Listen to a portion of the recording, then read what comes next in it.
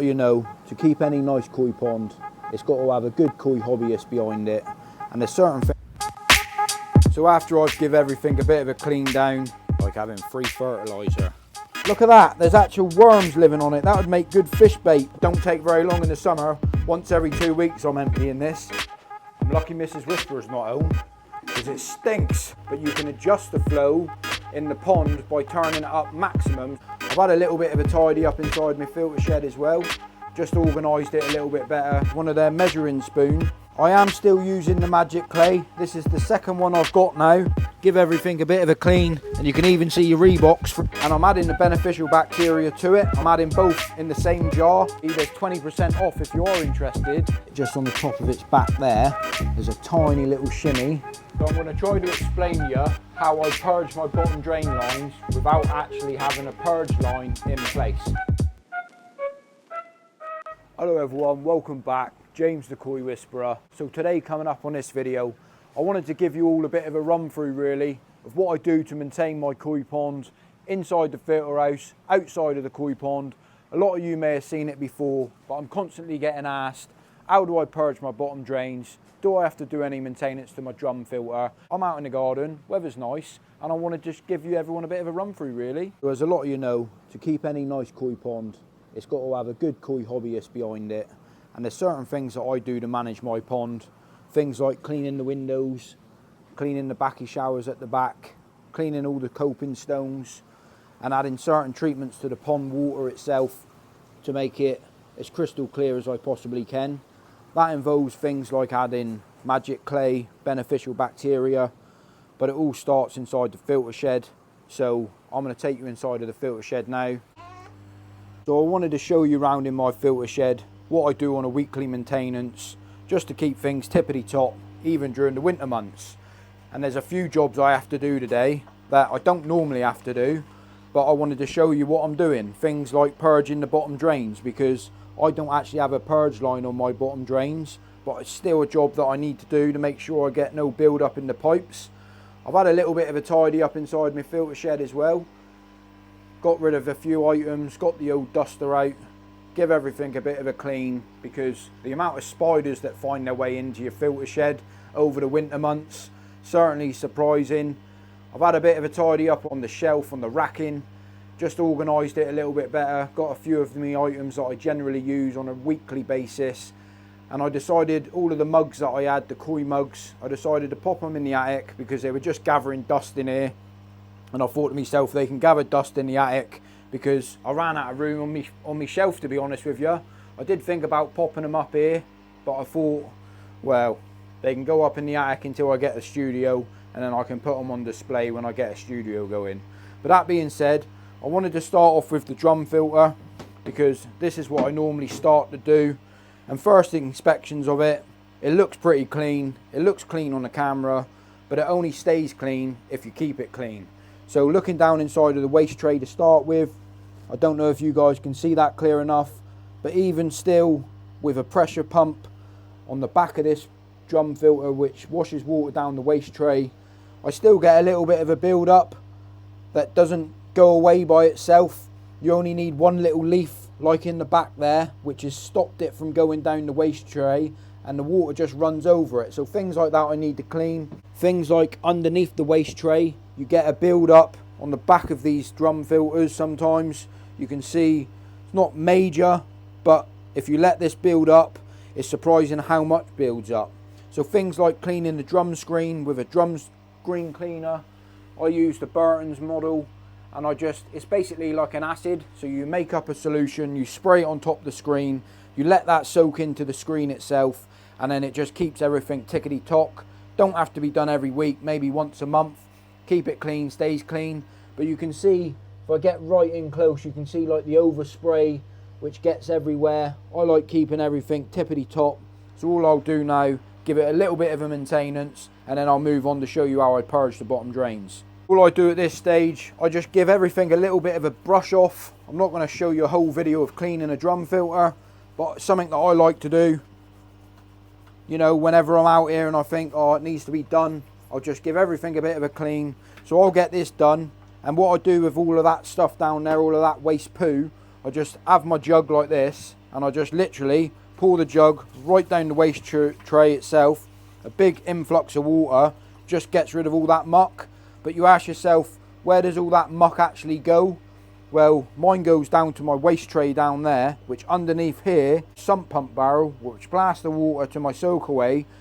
But I've got a silt trap down there, or a sediment chamber, that I need to make sure that I clean out, because if that gets blocked, then all of my filter shed underneath, you can see I've got a gully drain down there.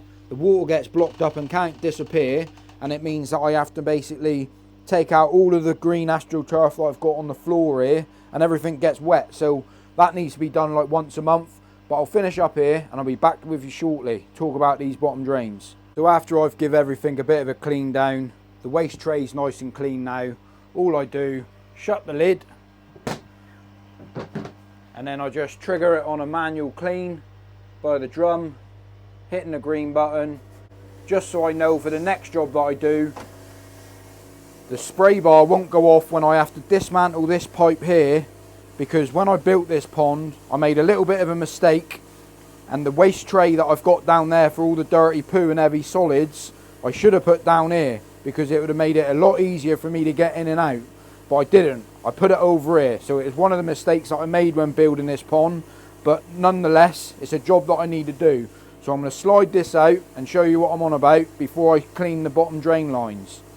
So I'm not sure how well you can see down here because it's a little bit tight, but you can see down there right at the very bottom, this is where the waste goes from.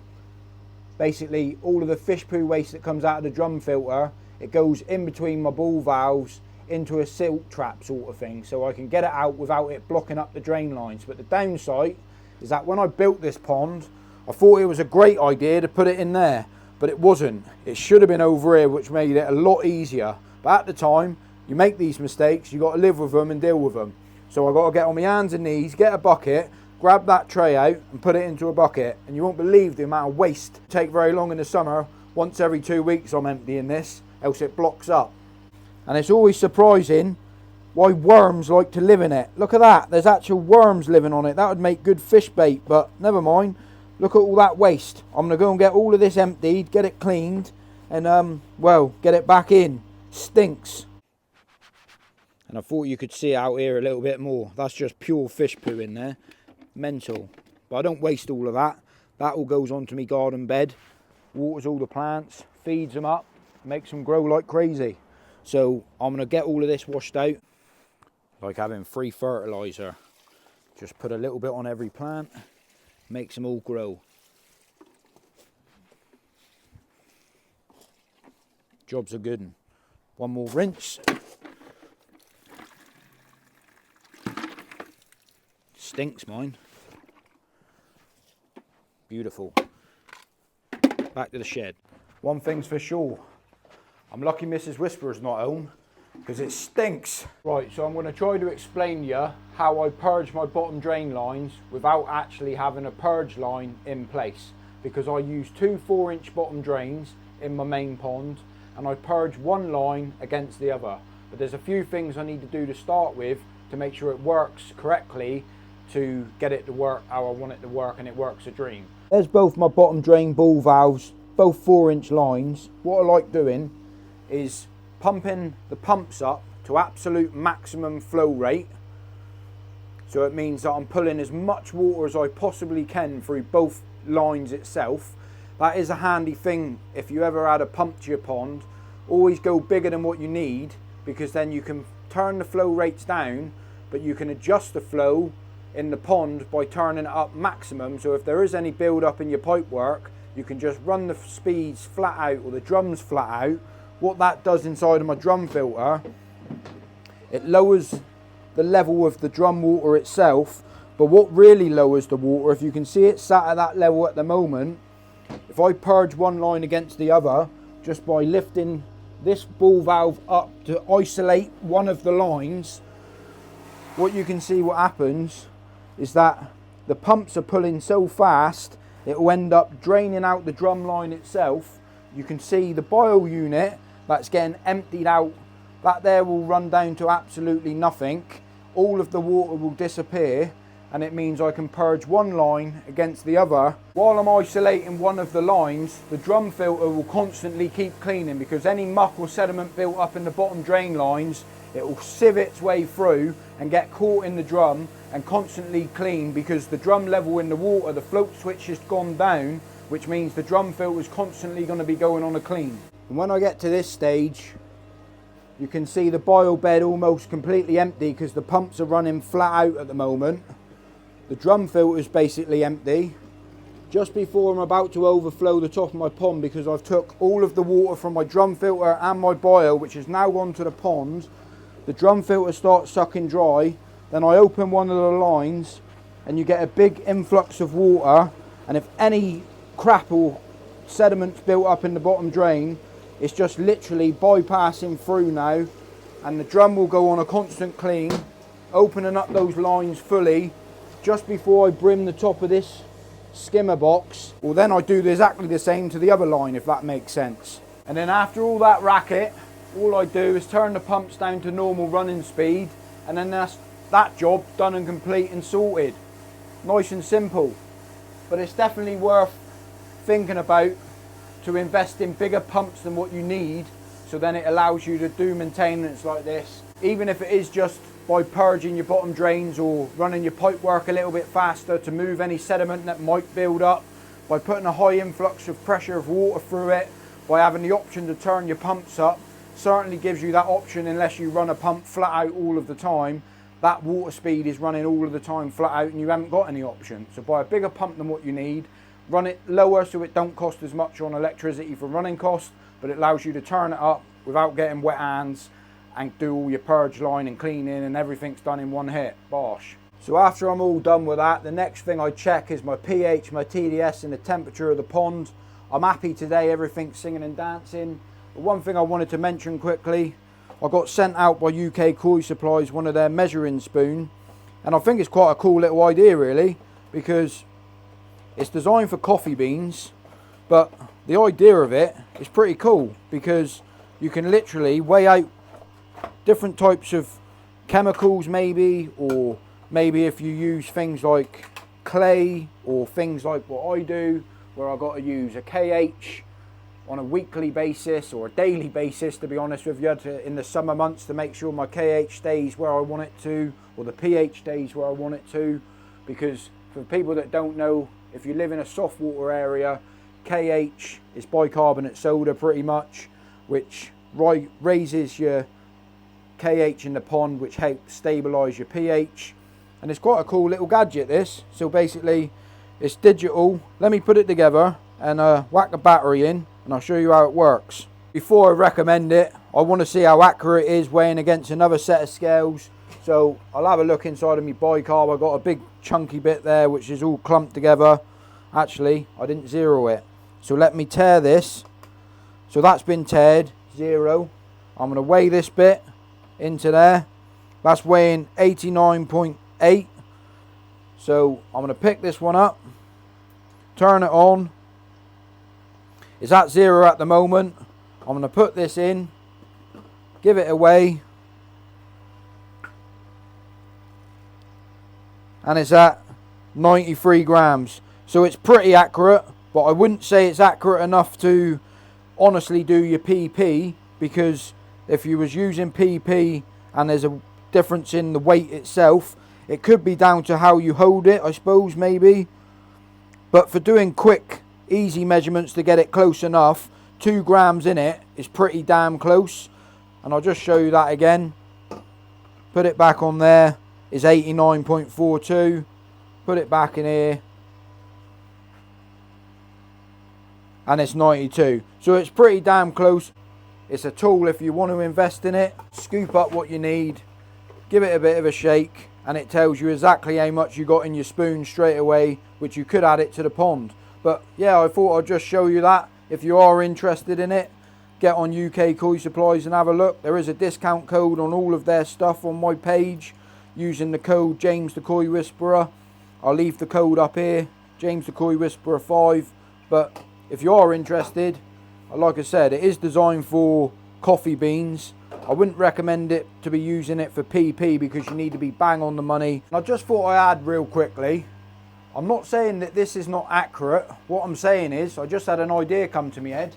To be honest with you, I don't know if my scales are accurate because these are about 5 years old now, and to be honest, I've used them for the last 5 years and I've never had them calibrated, so I don't really know which scale's the right way in, to be honest with you. It's quite interesting to see two different weigh marks, 2 degrees or 2 grams different. But that being said, I ain't that worried about it. I just thought I'd show you if you were interested, because the idea behind it is very useful. If you add in things like magic clay or Koi Master's Advantage or whatever treatments that you use, if you want a quick rough guide of scooping it out straight into a unit itself, I mean, happy days, it does the job, I suppose. And I gotta be dead honest, I am still using the magic clay. This is the second one I've got now, but it does make it super quick with this little magic spoon, may I add, because I'm using 40 grams every other week now, and I'm just sort of adding it in smaller amounts on a more regular basis, and this little tool does do the job, to be honest with you. So that can live over there. I will use it, and yeah, I'm gonna bosh this into the pond. But I am still using this magic clay. I am finding it's working a treat, help polishing the water. But I give this a bit of a stir up before I add it to the pond.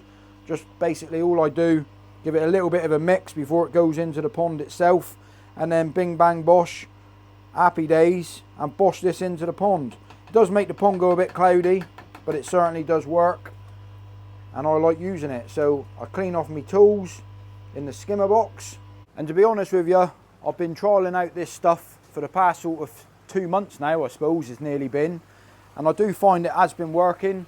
I've just been finding different ways of sprinkling it into the pond or just adding it to one of your returns. You can see when it first goes into the pond how crystal clear the water is to start with, but by me putting it down here, you can see the return pushing it all the way up through here. So I just add it to the pond itself. I've added it everywhere really. I've put it in dry form, sprinkled it over the pond. I've literally put it into my bio unit, but I do find by putting it in the pond itself, I just find that it stays in the pond a little bit longer, especially if you've got a drum filter, because when I first started using it, I found putting in the recommended dose rates that's needed, I found that the drum filter was cleaning on a more regular basis, basically taking it out of the pond. And the idea of me adding this magic clay is to keep it in the pond a little bit longer, to help add extra minerals to the water itself without going straight in and coming straight out of a drum filter. You could bypass the drum filter for a couple of hours if you wish to, I suppose, but I just find doing it on a regular basis. Is it a myth that it's working? Is it doing anything? I'm not 100% sure, but I'm going to continue to use it because I think there is some benefits coming from it. The fish are certainly happy anyway. So yeah, the next job of the day is to go with a window cleaner. I think this is probably the best window cleaner that I've ever used. It's like a tile scraper, it's extendable, and yeah, does the trick. I've used brushes like that, they sort of work. I've used scrapers, I've used a big window cleaning brush, which I still use these tools, but I find this one the easiest and the best. So it's straightforward, it's going over to your pond and then just giving it a bit of a clean. You can see that clay's in there now, but I like to do all these jobs at the same time.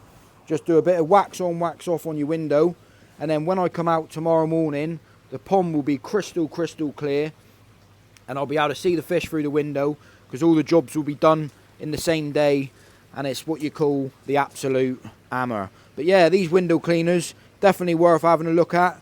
I think you can get them off eBay or Amazon, and they're just tile scrapers. Tile scraper cleaner, put into Amazon. If I've got a link, I'll leave a link, but I got sent this, so I haven't got a link for it. But yeah, abrasive pad on the bottom, give everything a bit of a clean, and you can even see your Reeboks through the actual glass window when you're all done. So that being said, let's crack this all done and sorted, and I'll get on to the next job. So yeah, even though it is winter, the final job that I like doing, I am still using the bacteria from UK Koi Supplies, the lactobacteria and the Kickstarter, and I am still using it during the winter. This pond is heated to 11 degrees at the moment, but even in the other pond that I've got, the smaller pond behind me, I am still adding a little bit of this. Even though there's no food going to the pond, I'm adding a little bit every single week because I think it's just going to play a benefit for when we start up the spring again. And I mean, I got 5 litres of it, so I'm just as well carry on to use it. I'm only using a small amount once a week. I'm going to take you in the filter shed and show you what I do. So the lactobacteria and the filter kickstart from UK Koi Supplies, all I'm doing, I'm actually warming up the lactobacteria now, and I'm adding the beneficial bacteria to it. I'm adding both in the same jar. Maybe that's right or wrong, I don't know, but it's working for me. And then I just dump that straight into my bio unit. But what I do, I actually turn the pumps off, so the water's just bubbling, and it just gives it a little bit of dwell time inside of the filter itself. So I find that's what I've been doing. That's what's been working for me. Give everything a bit of a mix up, and as they say, Bob's your uncle, you know the rest. But yeah, UK Koi Supplies is still selling this stuff, and I still recommend it. So yeah, that's all the pond jobs done. I just wanted to add real quickly, if there was anything you're interested in, what you've seen, like the UK Koi Supply stuff I've just been talking about, I'll leave the link down in the comment section. And well, you get 5% off if you use this code up here, James the Koi Whisperer 5% off anything on their website. So if you are interested, go and check it out. With that being said, I wanted to give you all a bit of an update on the Cactually monitor that I've got on my boys' pond, because they sent me an email saying till the end of January 2024 that basically there's 20% off if you are interested, and I'll leave the link to that down in the comment section as well. But I wanted to give you a bit of an update on it to let you know how I've been getting on with it. So before I start talking about the monitor itself too much, I want to give you a little bit of an update and let you see how crystal clear this water is in here, how healthy the fish are. The monitor or the probe itself is just sat down here. I have been testing against the other monitor that I've got. The pH in this pond sitting at 7.3, temperature sitting at 12.3. You've got, where is it? I'm only really monitoring the pH and the temperature, to be honest with you. You've got TDS sitting at 337, and I don't really monitor the salt levels or the chlorine levels in the pond. But yeah, more than happy with the Cactually itself, certainly working, and it keeps an eye on the pH. That's the most important thing that I like to keep an eye on, is what pH the pond's sitting at. Trying to monitor like too many numbers down to a point, I find because I live in a soft water area, I'm always one to monitor my pH, because if my pH drops or the KH gets too low in the pond, my pH will drop, and it just creates me a whole load of problems, a pH crash. So pH is my most important thing. And to be honest with you, I haven't really tested the salt levels or the chlorine levels in that pond. It's my son's pond, but the TDS is a little bit higher than my main pond, and it's a little bit higher than this pond over here. But I think that's down to that pond in that conservatory only gets weekly water changes, and sometimes he forgets to do it this time of year, so that pond needs a change. But I've been adding some KH to it, which has brought the pH up to keep it nice and safe. The fish are happy, but the monitor itself is good enough for the money, it's cheap enough for the money, and it definitely gives you results that you need if it's something that you're interested in taking a look at. But yeah, links down in the comment section, and you can get 20% off, because Cactually told me that you can get 20% off by using my discount code down in the comment section. But yeah, moving on from all of that yibbity yabbada, these in here are looking absolutely mint, well made up with them. I have noticed on my Kahaku down there, I've noticed a little shimmy coming, so I'm a little bit disappointed. I mean, for the people in the know, they know what to do with that little shimmy, but it's just a little bit of a shame where it's come. I don't know if it'll come up and show you, but the rest of the fish are looking bang on. Don't know if you can see it just on the top of its back there. There's a tiny little shimmy. Don't know if you can see that. That can be easily removed or scratched off if I ever choose to. But yeah, compared to Mrs. Whisperer's one, still looking absolutely mint. Mine's just developed a little shimmy. Not that that's a major issue, but gonna have to certainly get these fish out soon and give them a bit of a measure up, move some of them over to my main pond and go from there really. Maybe think about restocking some new fish for the beginning of this season into this pond and bringing them on and growing them on again, because that's the idea of the grow on pond. It's not to keep everything, grow them to see what you develop, have a bit of fun with a few fish, and gives you something else to look at. So yeah, these have been great fun to keep this year, to be honest with you, or last season, should I say. But yeah, certainly thinking about moving a few on, keeping a few, and then starting off the season with maybe 10 or 20 smaller fish and going from there and seeing what we can do with them. That being said, I'm probably going to end the video here, go inside, have a nice cup of tea, take the old measuring spoon box to the bin. But like I said, all the links down in the comment section. I want to say thanks for watching the video, and if I don't see you in a week, I'll see you for a window. Bosh, get yourself on the measuring spoon.